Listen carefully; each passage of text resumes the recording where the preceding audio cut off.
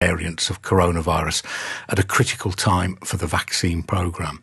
Julia Bue-Said is the CEO of Advantage Travel Partnership, a consortium of independent travel agents.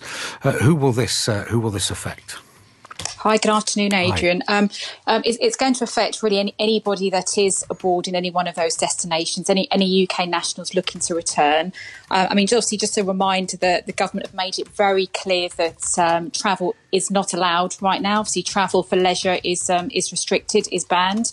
And therefore, anyone that's travelling can only be travelling for reasons that are exempt through the government guidelines. So.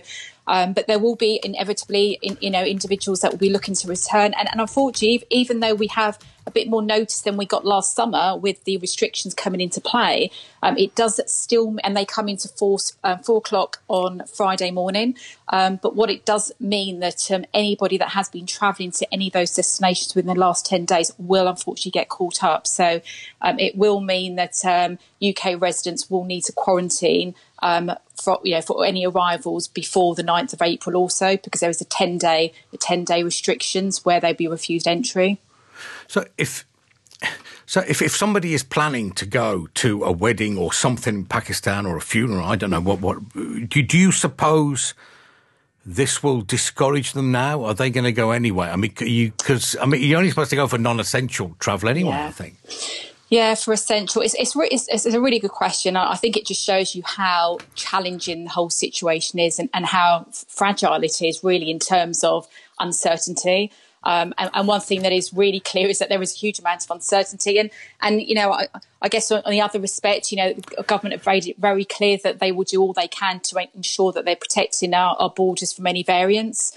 So I think we all need to welcome that, but it does create huge amounts of chaos and huge amounts of confusion for anybody that is unfortunately stuck abroad, who has been overseas in any one of these countries through any of the reasons that were permissible a few days ago. So it causes a huge amount of distress without doubt. Where do you think independent travel agents stand in terms of not enforcement, but in spelling it out? So, I don't know, perhaps you'll sell a flight to one of these countries, a return flight, and I presume you will say you will have to quarantine when you get back. Do travel agents look at the client and they both sort of look at each other knowing, yeah, we both know I'm not going to do that? Or do you get the sense it is being complied with?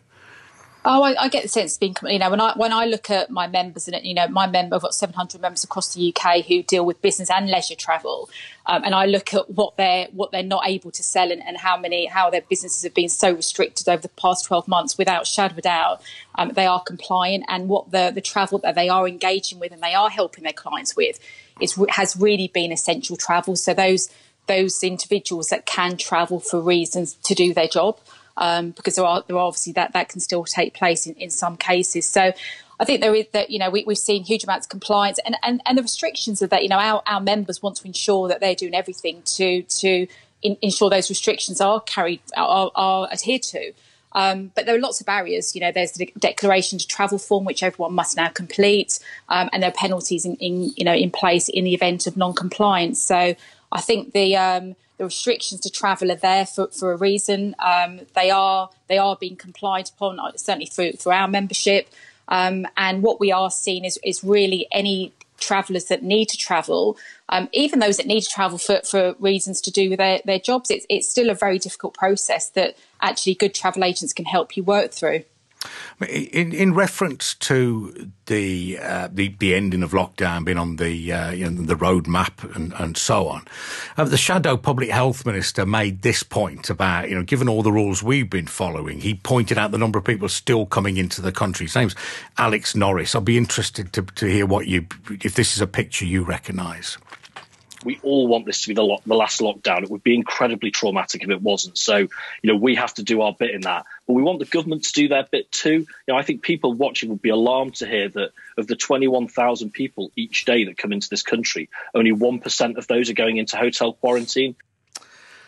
It is pretty amazing, isn't it? I'm not asking you to comment on the government's public health policy, but is that a picture you recognise as a travel agent? So few Because some don't have to, obviously. But, I mean, it's just 21,000 people a day coming in, only 1% quarantining. I mean, I wonder how many people in total are, been stuck in a hotel room for 2 weeks now.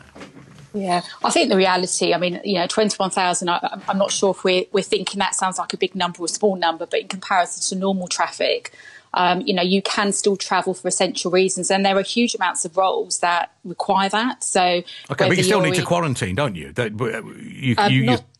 You still need to test, but you don't need to quarantine if you're travelling if you're in one of those particular jobs that don't require you to, where you're exempt. So there are a list of exemptions that do not require you to quarantine.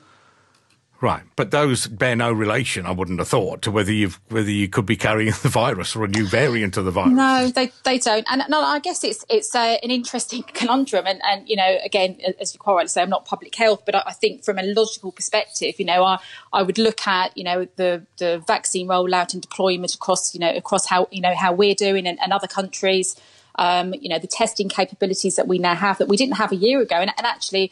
If we think back to a year ago, Adrian, we weren't even testing anybody at the borders, and actually we're still not enforcing testing at borders now. So I think that needs to be questioned. But I think the concept of complete elimination is not one that I think any of us would probably think would be logical, but certainly to make sure that we have measures in place to mitigate risk of variants and risk of transmission. That's something that the industry supports. And actually, the travel industry has done a huge amount to make sure that we can mitigate the risk of COVID and that we're putting the right protocols in place so clients can travel safely and that we can give confidence to travel. But this is not about elimination, and I think we've heard scientists quite openly talk about that. But anything we can do to make sure that we're mitigating the risk of COVID, then that's something that we would absolutely support.